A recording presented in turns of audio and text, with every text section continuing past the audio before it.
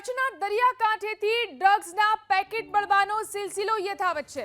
જખૌ પાસેથી ડ્રગ્સના વધુ 19 પેકેટ મળી આવ્યા છે। બીએસએફે સર્ચ ઓપરેશન દરમિયાન 19 પેકેટ કબજે કર્યા। છેલ્લા 4 દિવસમાં બીએસએફે ડ્રગ્સના 50 પેકેટ કબજે કર્યા છે।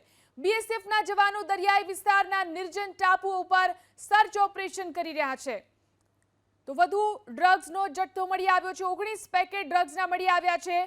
કચ્છના દરિયાકાંઠેથી ડ્રગ્સના પેકેટ મળવાનો સિલસિલો સતત યથાવત જોવા મળી રહ્યો છે। તો આ તરફ કચ્છમાં માંડવી પોલીસને ચરસના 40 પેકેટ મળી આવ્યા। અંદાજિત 20 કરોડની કિંમતના ચરસના 40 પેકેટ મળી આવ્યા છે, જેને જપ્ત કરવામાં આવ્યા છે।